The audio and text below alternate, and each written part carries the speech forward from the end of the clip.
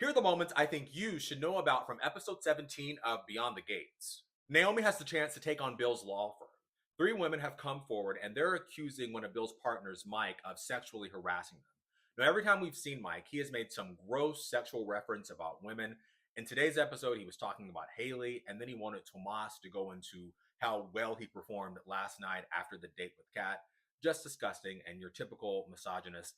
Now, Naomi knows this could be a slam dunk case, but she is weighing it with that's her father, and people would look at it like, oh, she's just doing this to get back at him. And yes, in a way, she would be, but I think she's going to take this case because it just sounds like a slam dunk and something that would be easy to litigate for her and truly make a name for herself. Naomi met those women at Orphe Jeans, and afterward, Jacob stopped by, and whenever he asked about her day, she said, confidentiality. But he surprised her by saying he knew about the rumors, he knew about those three women who were going to meet up with her, and he pretty much said, go for it if you feel like this is something you can do.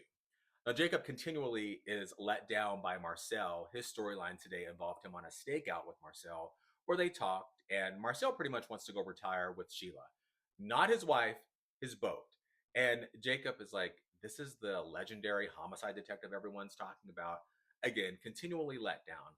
On the stakeout, they see none other than Joey Armstrong, the man who runs the casino, which, if you run a casino in a town like Fairmont Crest or an area like that, you're up to no good. So it doesn't surprise me that he is the target of a stakeout. But smartly enough, Marcel said, no, Jacob, you can't just rush out and confront him for exchanging cash because exchanging cash is not a crime in public. It's going to be interesting to see how this storyline plays out. And perhaps Marcel isn't as above the law as most people think. I just have some ideas. I'm just going to throw that out there and say nothing more. The Duprees had breakfast together, and Vernon and Anita talked about their love story and how they met. Those are always very sweet moments, and it seems like it brings the family together. And they even noted that it is nice to have a drama free breakfast with their daughters and their grandchildren. Now, one of their grandkids, Kat, was there, and then she met Tomas for breakfast. But then Eva strolled in, and Eva was there taking care of an errand, needed Nicole to sign off on something. And of course, the Duprees invited her to sit down for breakfast with them. Well, Kat ended her date with Tomas. What an idiot. Because Tomas is, yes, what an idiot. But Kat is so frustrated by Eva that she ends her date with Tomas and goes back to the table and tells Eva, you're in my seat. And Vernon's like, well, we have another seat right here, baby. And then Eva is like, no, Kat's right. I do have errands to run and I need to leave.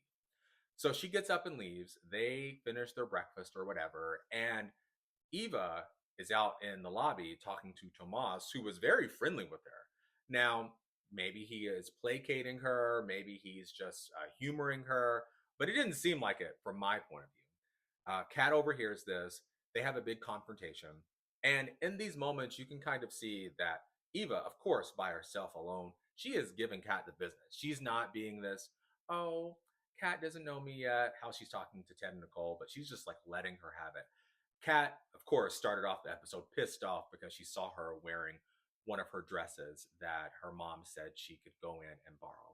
So it's going to be interesting to see how this ends up whenever the family finds out that Eva is working with Leslie, who, well, Eva is Leslie's mom. Or Leslie is Eva's mom, obviously. But it's going to be interesting how they react whenever Kat feels vindicated for knowing something was wrong with Eva. Haley continues to be iced out in Fairmont Crest. She was at the country club this morning trying to have breakfast. The waitstaff wouldn't look at her, would not serve her. She runs out in a huff, bumps into Danny, and Danny's like, didn't you just eat? Why are you so angry? And she grunts and runs away. She tells Bill this, and then she starts sounding like she's having regrets even marrying Bill, how she was starry-eyed in the beginning, but now this reality of living in this community that doesn't like her is weighing on her, and perhaps they shouldn't have even got married. Now, Bill says he's going to force everyone in Fairmont Crest to accept her, and I'm sure Bill is going to rely on his network of favors he has done for people to force women, to force not just women, but the whole community to embrace Haley. And I think this icing out is a way for us to feel bad for Haley because I did feel bad for her because, you know, it happens. She got a gun pointed at her. Oh my gosh, am I Team Haley now? What am I talking about? I'm Team Danny. Whatever, Haley. You did this. You deserve this. End of story. Finally, Danny starts off the episode on a very high note. She just managed to secure a dress for Chelsea to wear that one of the first ladies wore in an upcoming fashion show. Finally, Danny starts off the episode on a high note. She just got a dress from one of the first ladies, assuming Michelle Obama, and Chelsea's going to wear it for a fashion show that's going to generate scholarships for first generation college students. And there's an Ebony magazine article that's going to be written about Chelsea, and Chelsea doesn't want to tell her mom she's done with modeling. So she's holding off because this is like the only thing that's keeping Danny happy. But is Danny really happy?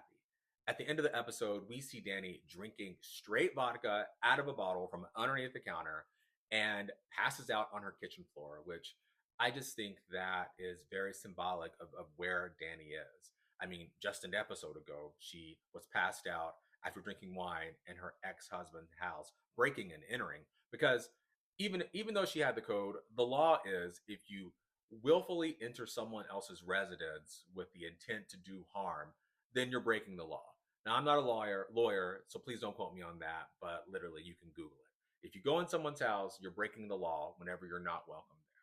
So Danny's going to continue spiraling, and I hope that someone in her family, perhaps Andre, who is seeing all these intimate parts of her, shares this with someone before she does anything else that can create more drama. But who am I kidding? It's a soap opera. There's supposed to be drama, but I really hope that the drama is not her becoming an alcoholic and like wrecking a car or doing something illegal that's going to land her in hotter water. As always, thank you so much for watching. And as another reminder, there won't be any recap videos on Thursday or Friday because of the NCAA tournament. They're going to be preempting the soap operas like they do every March. But fear not, recaps will be back on next Monday, and you have another one coming from me tomorrow.